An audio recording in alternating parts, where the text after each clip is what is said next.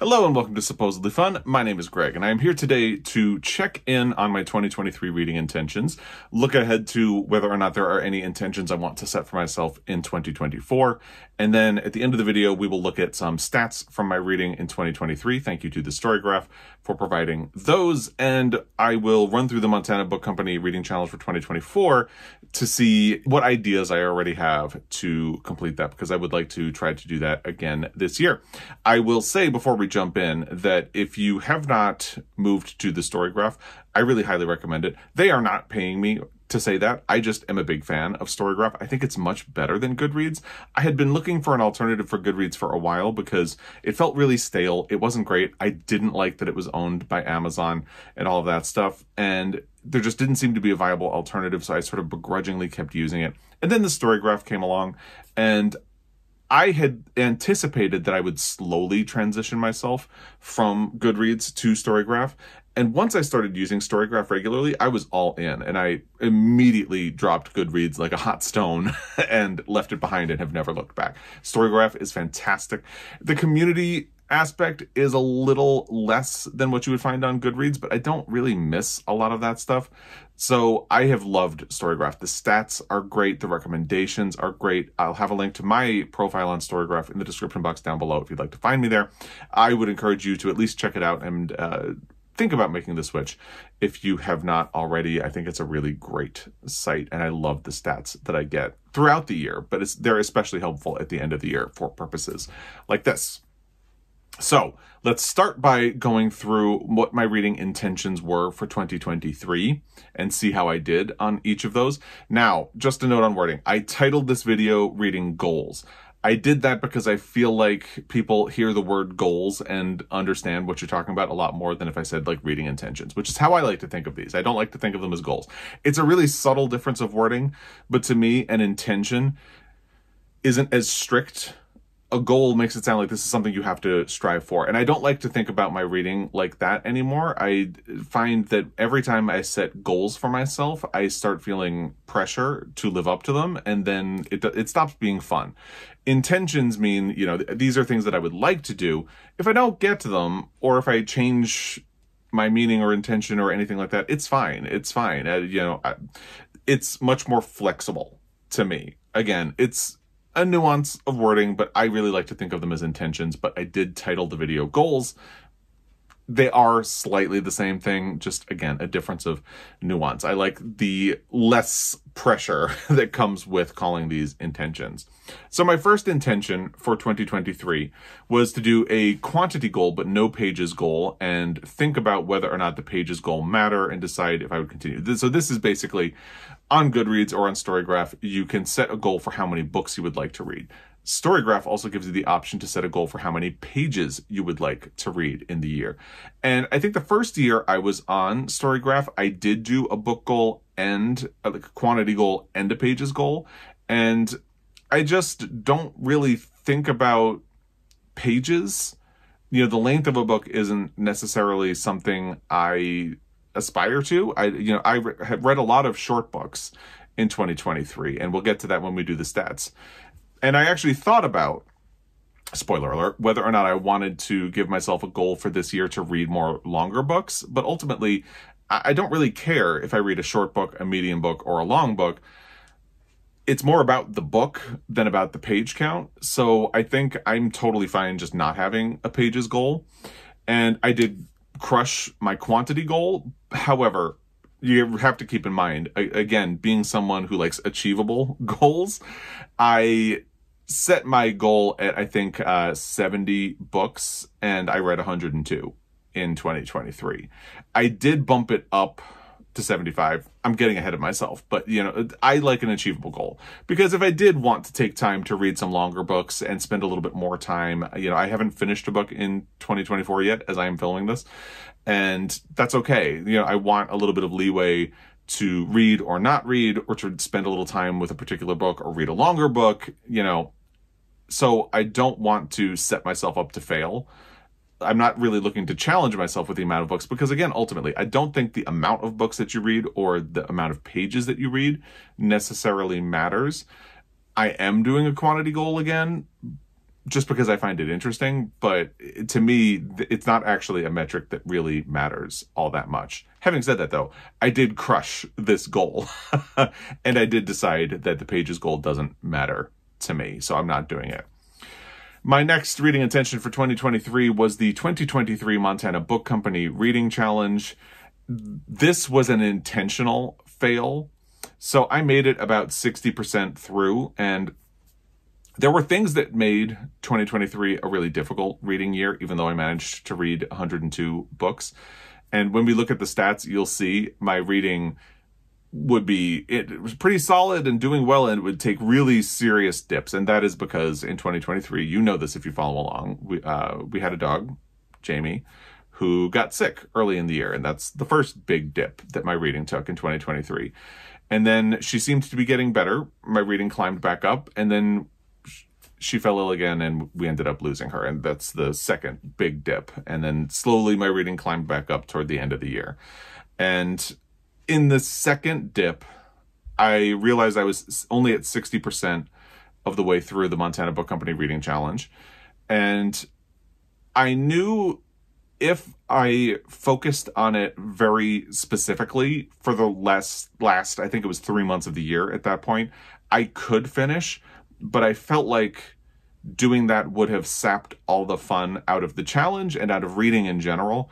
And to me, that's not the point of anything. It's not ultimately that important. So I let the Montana Book Company Reading Challenge go. And that's, again, why I say these are intentions and not goals, because I feel like just calling them intentions gives me the leeway to let something go if it doesn't serve that purpose anymore. And I know you can do the same thing with a goal, but it's that little subtle difference of wording that makes all the difference to me. So the 2023 Montana Book Company Reading Challenge was a fail, but it was an intentional fail. It's something that I decided wasn't working anymore. I could have tried to do it again, but I would have had to try to make every book that I read in the last 3 months of 2023 fit one of the prompts. And I had left a lot of the more difficult or more specific prompts toward the end.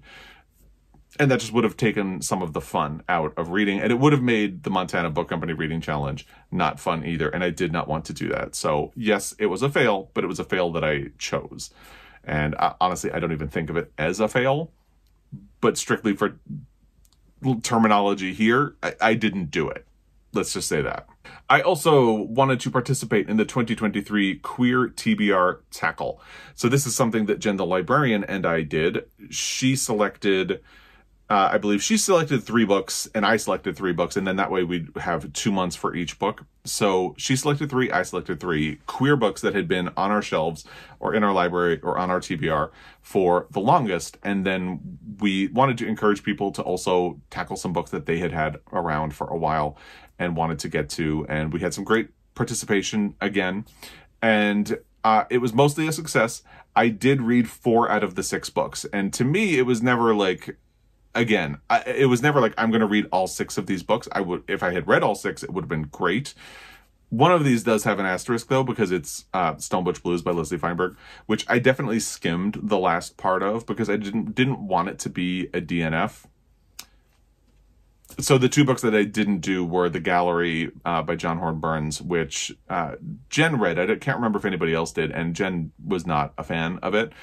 And Friendly Young Ladies by Mary Renault, which was the December choice. I just wasn't able to find a copy leading up to it, so I just let that one go. But yeah, it was a lot of fun. I'm glad I did it, but I read 4 out of 6. I'm calling it a success because, again, I don't really care if I read all 6 of the books, but it was a fun project. We had a lot of great discussion in the group, and I'm glad I participated. And then there was the E.M. Forster read-along. I'm still calling this a success because I got enough out of it, although I only actually read 3 of the books. So there was a prompt for every month, but not all of the prompts related to a book. Some of them were like, watch a film adaptation and things like that. So I actually only read 3, Where Angels Fear to Tread, A Room with a View, and Maurice. And those were the only 3 I got to. I had wanted to reread Howard's End for sure. Beyond that, I had already DNF'd A Passage to India, and I was pretty sure I wasn't going to want to read it again. And based on the feedback from other people in the group who did read A Passage to India, I'm kind of glad I didn't attempt it again. And some of the short stories and the first book that E.M. Forster had read also got very mixed reviews, so I don't feel bad for having sat out on those. I had been flirting with the idea that E.M. Forster was my favorite author, and I did learn that I'm too up and down on his work to say that he's my favorite author. So I don't know who my favorite author is now, and I think I'm just going to have to go on a journey and find out. Maurice had been one of my favorite books. It still is, actually. When I read it, it was very important to me, and it was the right book at the right time for me. I didn't love it as much the second time around, and that's a little unfortunate, but these things happen. And sometimes a book will hit you at the right point at the right time, at the right point in time, and then you could read it again and it's not the right time anymore. So you can see it a little more for what it is. And sometimes there are flaws that you hadn't seen the first time around because you were on such a high with it. And that was kind of the case with Maurice. I still think it's a great book. I would encourage other people to read it, but there are definitely some flaws in it. And yeah, so I don't think E.M. Forster is, I got enough out of it. I don't think he's my favorite author. I'm glad I participated, but yeah, I feel comfortable with having read only 3 of the books is what I'm ultimately getting at, I think. And I wanted to work on my Pulitzer Prize project. That was my next intention for 2023. Honestly, I'm going to call this a big success again. So I finished 8 deep dives in 2023, and I started the process on John Updike because the way I'm doing my Pulitzer Prize project, which is where I'm trying to read every book that has won a Pulitzer Prize for fiction, is that if a book that won a Pulitzer Prize was part of a series or was like a sequel to another book, I want to try to read the books that were published before it. I'm not going to obligate myself to read anything that was published after it. And we're just going to see how that goes. But so I read the first of the Rabbit books by John Updike because he won 2 Pulitzer Prizes, and they were for the final 2 books in the 4-part Rabbit series. I read the first book, hated it. We don't need to talk about that here, but I got the process going on him. But yeah, so I finished 8 deep dives. All of those were tied to a book and a read or a reread of a Pulitzer Prize winner. And the reason I specifically say that all of them were tied to a book was that in 2022, I read 5 books for my Pulitzer Prize project and did 7 deep dives. The reason there's a difference in number is that I did 2 deep dives on years in which there were no winner or was no winner for the Pulitzer Prize. And the one for 2012 and one for the very first year that the Pulitzer Prizes existed because they did not announce a winner in the fiction category in the first year. I'll link both of those down below. Very interesting. I loved doing them for the years where there wasn't a winner. But so I did increase the amount of deep dives that I did by 1.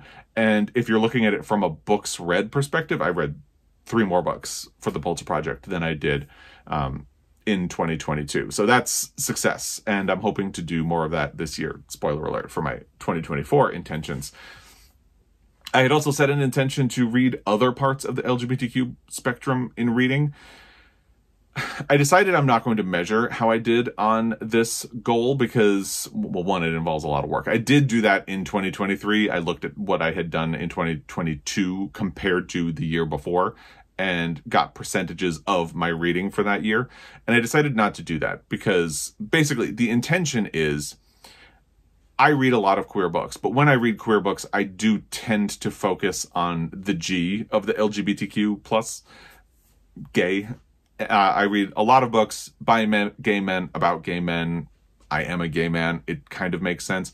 But I don't want to have a blind spot to the other areas. So when I started that intention, because it was something that had repeated in 2023, I really just wanted to read more books by or about lesbians, bisexual, transgender, non-binary, questioning, all of that stuff. So it's an ongoing journey. And I think at this point, my interests as a reader have kind of gone in that direction anyway, so I don't really need the intention anymore. I'm willing to bet if I broke down the numbers, again, the G would probably be the most represented, but I definitely think that at this point, my reading in the other parts of the acronym have gone up compared to where they were before I started sort of being intentional about it. And it's an area where, once you sort of intentionally think about it, it becomes habit, and it just becomes a genuine interest. So at this point, I think I'm not going to measure it just because it feels like it's ingrained in who I am as a reader at this point. So to me, the number doesn't really matter so much as the fact that I am already there and hoping to be an ally for the other parts of the acronym as well. So I didn't measure how I did. I don't have statistics for that reason, but I think it's a success in that it feels like part of who I am at this point. I hope that makes sense. I also wanted to be more intentional with book hauls. I think I crushed that because doing my book haul revisits has definitely helped me think about what I am likely to read and try to think a little critically about, like, is this something that I really genuinely want to have in my library, or is this something that I could get from the library or seek out on audio from one of my subscription apps or anything like that? I think I've done better. 2023 was a little bit of an odd year because we expanded my library, and when we did that, I decided to have a specific section over here, you can't see it, for Pulitzer Prize books. And that led to a desire to own a copy of every book that has won a Pulitzer Prize for fiction. So in the early part of 2023, I did complete that, but I found affordable copies of them. So it's not like I spent a lot of money on it. And this is where you start to question the word intentional. Like, yes, I am a lot more intentional, but I had intentionally decided that that would be a fun thing to have in my library. So it still kind of fits. And I've also become a bit more of a collector when it comes to books. Like, I have enjoyed finding nice versions of books that I love for my library. For instance, I have a Franklin Library edition of My Antonia by Willa Cather, and I've enjoyed doing that. I still think I'm being intentional about the book purchasing and what I'm bringing into my library, but the format has changed a little bit since the library has gotten bigger. I do need to be a little careful now because I am sort of running out of space in some locations, not others. So I need to be a little careful about how much more I bring in. So now we're back to where I was before, if that makes sense. I also really wanted to get back to closed captioning for videos, and this one was a fail. Life was just... it's cheap to make excuses. You know, there was a lot going on. I started out doing okay, and then Jamie got sick, and that's where things really derailed. And at a certain point during the year, I sort of decided, like, I right now, I either need to do less videos so I can focus on making sure everything is closed captioned, or I need to give up on closed captioning. And I felt better doing the videos, so I kind of leaned into that. I do still want to explore closed captioning because I don't want to just not do it. So it was a fail in 2023, and there's not really an excuse for that, being honest. Hopefully in 2024. Let's talk about my 2024 intentions now, speaking of that. So I simplified a lot. I am not doing any read-alongs this year. I am going to think about the Montana Book Company Reading Challenge, but that's it. I don't want to pack my calendar or schedule with things like the E.M. Forster read-along or the Queer TBR tackle.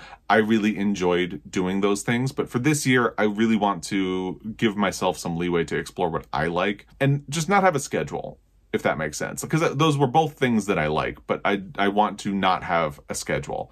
And I think the Montana Book Company Reading Challenge alone gives me some challenges, but there are some things that will naturally fit into what I want to read anyway. So, you know, I'm not doing any read-alongs. I've simplified things. I did set a quantity goal. Again, I did 75. That's up from 70. I don't really care about the number of books that I read. It's just kind of a fun thing to do. Like, you get a spark of joy when you hit your goal, which is also why I want it to be an achievable number. And even though I have hit 100 books 2 years in a row now, I don't want to try to challenge myself because, again, the number of books doesn't matter to me, and I want to give myself room to breathe if I want to have a slow month like I have in January, or if I decide that I want to read some longer books or spend some time with them. You know, 75 feels safe. It's still achievable. So we'll see. And ultimately, if I'm really not getting close to 75 at the end of the year, I can guarantee you right now, I'm not going to care if I decide to not meet that goal or decide to lower it. So again, the quantity just doesn't really matter to me. I almost shouldn't even do this at a certain point, but I did. I set a goal. So that's what it is. I want to continue working on my Pulitzer Prize project. again, and I think that will be great. I already have been thinking about what I want my next book to be, and hopefully I'll be diving into it soon. I want to focus on other parts of the LGBTQ plus spectrum. Again, like, I'm not going to put a metric on this. I'm ultimately not going to measure it. And actually, as I'm sitting here, I'm making a decision. I'm going to remove the focus on other parts of the LGBTQ plus spectrum in reading from my intentions, because again, I think it's just part of who I am at this point. And the intention was always to drive up the number of other representation that I read. And I think I have done that.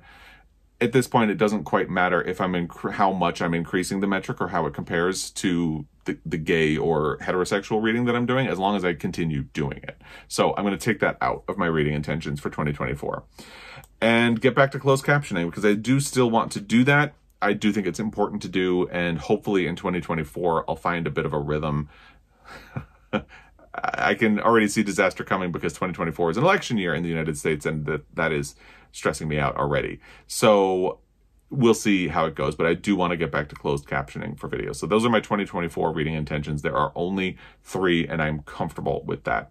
Actually, I didn't put them on Tenet Book Company Reading Challenge. So I'm going to put that on there. That will be 4 reading intentions for 2024. And again, if I bail on any of them, it's totally fine.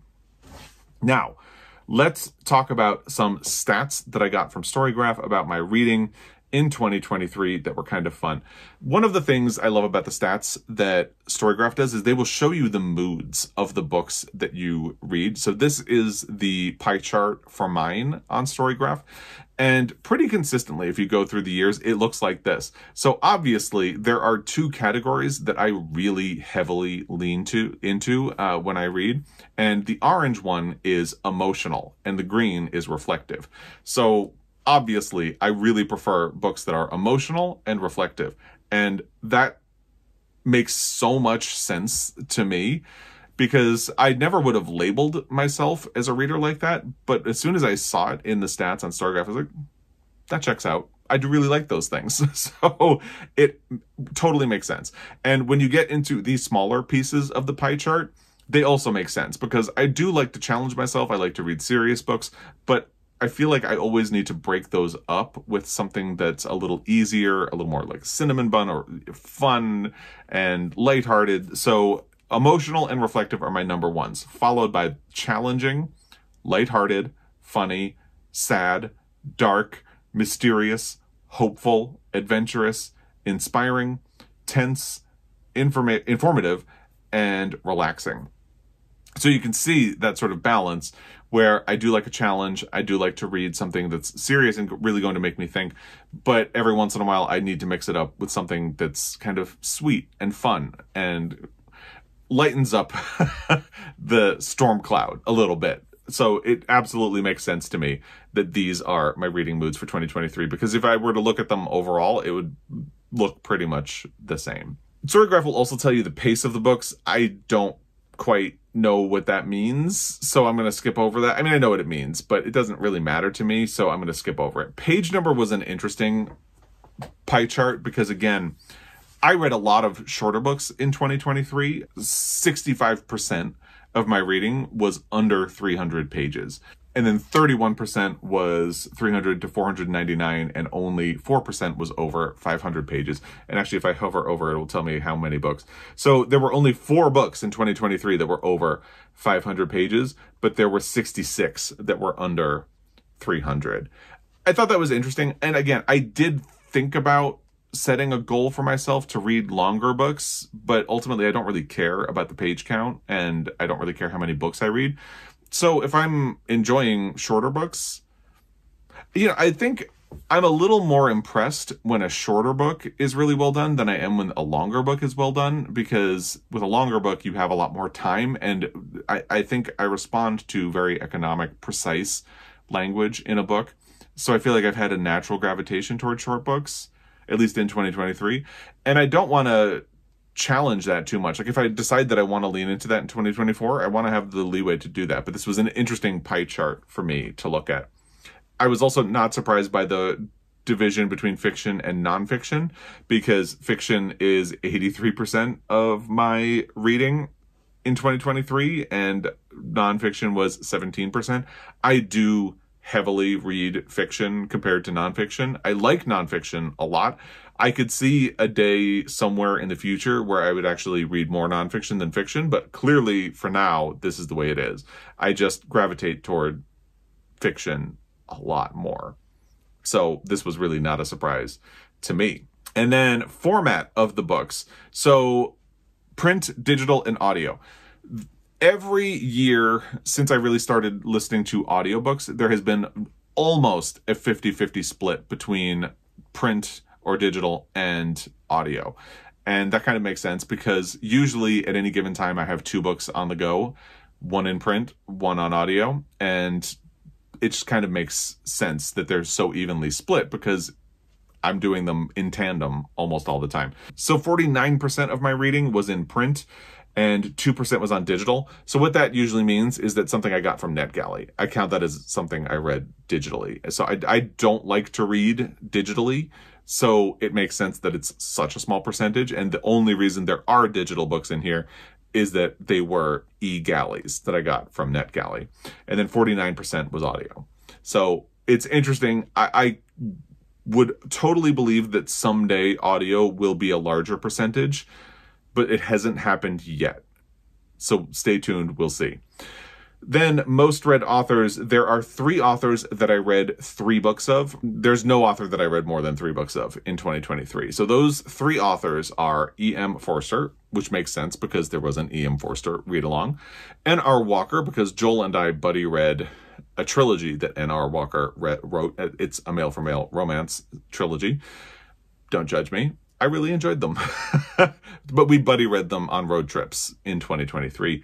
And then I read 3 books by Cy Montgomery, which I have absolutely loved, and I want to read more of her books in the future. So those are the 3 authors that I read the most of in 2023. And then there are a bunch that I read 2 books of, like Jhumpa Lahiri, Travis Baldree, Nao Marsh, Helene Hanff, and so on. The list is a little longer than that, but I won't get into it. And then here are the number of books that I read per month and the page count. The page count doesn't really matter to me all that much, again. So I really only pay attention to the blue line, which is the number of books that I read in each month. And again, you can see the dip at the end of February and into March where Jamie was diagnosed with a nasal tumor. And we had to travel we spent almost an entire month in a hotel while she was being treated for it. And then my reading kind of slowly caught up when she seemed to be doing okay. And then they found another tumor, and that's the second dip. And that's really when end of August is when we had to say goodbye. And you can see September was, I almost didn't read at all in that month for obvious reasons. So you can see how the impact of what was going on in life impacted what was going on in my reading world, which is terrible grammar, but you know what I mean. And then those are the stats. Let's quickly run through the Montana Book Company's reading challenge for 2024. All right, so there are 30 challenges, and then there is a 3-part bonus challenge. I'll have a link to this challenge on StoryGraph. Someone had already created a challenge for it, so I didn't need to this year. So read a Black classic author. This will be pretty easy to knock off my list. I've actually even thought about reading James Allen McPhee is a Pulitzer Prize winner. I have a story collection of his, and I also have the one that won him a Pulitzer. I could count Diane Olivers, who has one of my most anticipated books of the year. She actually died in 1966, so technically she counts. So I have a lot of ways I've thought about doing that one. And then read a 2023 award-winning book. I am pretty sure that I'm going to count Jan Fosse, even though it's not he didn't win for a specific book. He won a Nobel Prize for Literature, which is for a breadth of work. But I have Morning and Evening by him from the library, so I'll probably do that. But I could do Prophet Song by Paul Lynch, which won the Booker and which I have not read. I've already read both of the Pulitzer books and the book that won the Women's Prize and a couple of others. So I think Jan Fosse is the way that I'm probably going to do it. Read a graphic novel adaptation of a fiction or nonfiction work. I don't know which one I will do, but there is a graphic novel adaptation of To Kill a Mockingbird, and I could probably be convinced to do that. Read a book that is announced to be made into a future movie or series. I haven't decided what I would do for that. Read a Montana Book Company or indie bookstore staff pick. That should be pretty easy to do. I don't have an answer for it now. However, It should be easy to do. Read a book of the romance variety. Well, this is going to be really easy to do again. And this is why when I saw what the challenges were for this year, I was like, there's definitely a realm in which I could achieve this kind of easily. So I even have an N.R. Walker book earmarked for February for like Valentine's Day reading. So I could do that pretty easily. Read a celebrity biography or memoir. That's pretty doable. Don't have an answer for it yet, but it's doable. Read a book for self-development or self-help. I don't read self-help books. So I think I'm already trying to think of a way of doing that without reading a strict self-help book. Actually, Joel and I had found a book that is a little bit to do with grief. It's more of a memoir, but it is about grief and processing. So there is a book that, another category that would apply for, but I could use something like that for self-development and call it good. Read a book you bought at a used bookstore. I am actually already working on that. I'm reading Cramped and Hodnet by Barbara Pym, which I purchased at a used bookstore. So I just put it down for that. Read a book written by an author with your first and last initials. I really thought I was going to have to do Greg Bear, who is a science fiction author who, when I was in high school, people used to give me copies of his books just because they were really amused by the fact that his name is so similar to mine. Like, add a D to his last name and spell it a little differently, and you have my name. So, I mean, it is funny, but I thought I was going to have to do that. I'm not a huge science fiction or fantasy reader, and he writes sci-fi. So then I thought of Geraldine Brooks. So she is the way I would go, because I found a copy of Year of Wonders and I've been wanting to read that. Also, I need to reread March for my Pulitzer Prize project. So that would work as well. Read a book of translated Japanese literature. I have a couple of options that I have from the Vintage Japan series. I've also been wanting to read Confessions of a Mask for a while. So, I have a bunch of options, haven't decided which one I would lean into. Because I'm a mood reader, I'd probably decide that way. Read a fairy tale or mythology retelling. I'm not so into those, but there are, like Alex Harrow. I could always try Madeline Miller again. I still haven't read Circe, so that is in the mix. Read a book you can read in one day. Should be doable. I actually have really enjoyed some shorter books, as I said, novellas and things like that, so that's very doable. Read a spiritual book about a religion or practice with which you are unfamiliar. I don't have an answer for that one right now. I don't typically read books about religion. And then the tricky thing is that if of which you are unfamiliar. So I don't know. I don't have an answer for that one yet. Read nonfiction about death. That's where that book that I mentioned could come into play, because it's a memoir that deals with death and illness. So we'll see. Go to an author event, who and where. Remember, bookstores and authors thrive when you support them, so buy the author's book if you are able. Should be pretty doable. Don't know which one event I will do. Probably a drag queen story hour, honestly. Read 3 children's books that people have or are trying to ban. Should be very doable. Read a book you bought last year but put on your to-be-read stack. I am hoping either Blackouts by Justin Torres or Northwoods by Daniel Mason. We'll cross that one off. Read a Canadian author that isn't Margaret Atwood, unless you have never read her. Should be very doable. Read a 2024 debut author. Should be very doable. Read a book your family member, friend, partner, or person told you must read. Well, I've been intending to read Razorblade Tears for a really long time. Joel read it and loved it, and a lot of people have told me to read it. But they told me to wait until you're not in such a heavy, depressed anxiety, grief space, and hopefully 2024 will be the year that I can do it. Read an author with a disability. I did not read True Biz by Sarah Novick last year for the reading challenge because I gave up. So I would revisit that. Read a tiny format book. And I don't have an answer for that one. I have a tiny format book. I have a pocket version of A Single Man by Christopher Isherwood, but I've already read it. So I don't know how I would answer that yet. It'll be one of the trickier ones. We'll see. And then read a book published by a small press. I have a couple of options. I've been into Tin House lately, so there are a couple of ways I could do that. Read a political activism book. I don't have an answer for what I would do for that, but should be fairly easy. Read a neurodivergent author. I don't have an answer for that one yet, but there are some options. Read an author everyone has read except you. I haven't decided on an answer to that one. Read a book by Jeff Vandermeer. That's going to be a tough one because I've read 3 books by Jeff Vandermeer and I haven't really liked any of them. So that'll be a tough sell.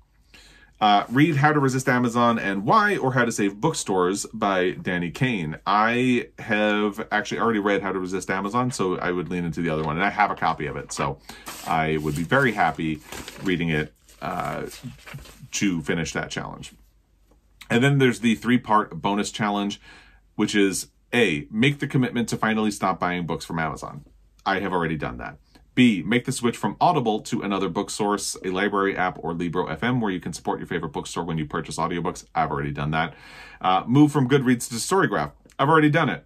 And D, this bonus challenge may earn you a little extra swag if you end up winning the challenge. So that's not really part of the prompt. But so I've actually already completed the 3-part bonus challenge, which makes it pretty easy. So if you do this, you just need to have completed the challenges by December 31st. You can either drop off your filled out sheet at the store, or you can email it to them, and the information for how to send this will be in the StoryGraph challenge, as well as a link to the PDF where you can print this out and fill it out for yourself. So if you are going to be doing this, I'd love to hear what you're going to do for any of those prompts.